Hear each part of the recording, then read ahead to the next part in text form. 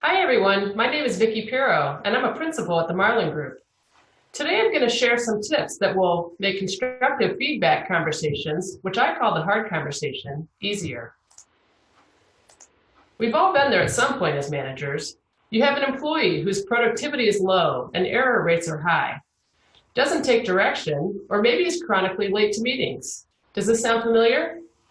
As a leader, when situations like these or many others arise, you are in a position where you need to deliver feedback in order to address this behavior, and that means it's time to have the hard conversation. There are 3 benefits that you can gain from having the hard conversation when it's needed. This can become an effective tool to better connect with employees.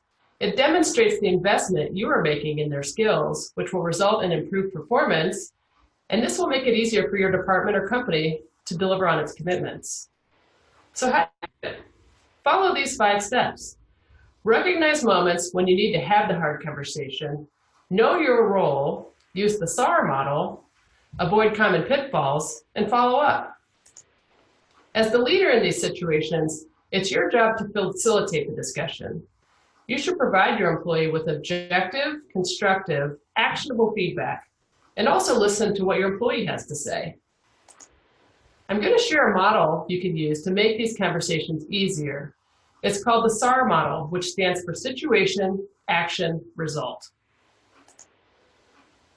The first part of the message is the situation or event that you want to discuss. For example, let's assume that you have an employee who is chronically late. The situation might sound like this. This morning, we had a team meeting at 9 a.m. The second part of the message is used to describe the actions the employee took in an objective manner. You didn't arrive until 10 after 9, but everyone else was on time.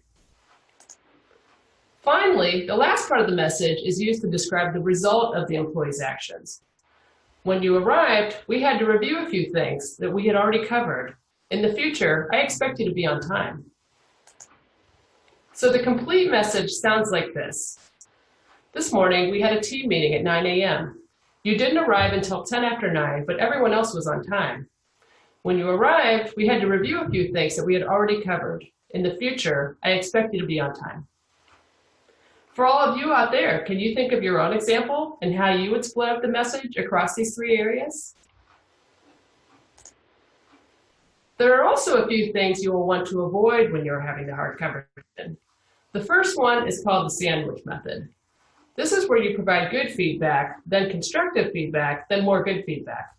This can be confusing for your employee as far as the intent of the meeting and whether or not you're actually concerned with their performance.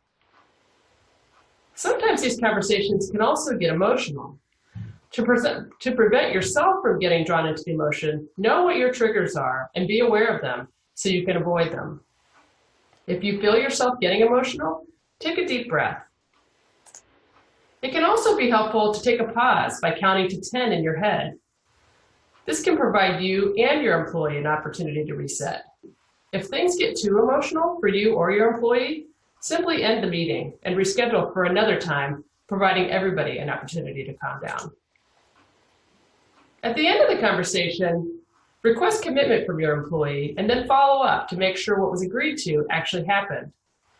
Make these conversations a habit. This will help you and your team become more comfortable. And lastly, always focus on the solution versus blame.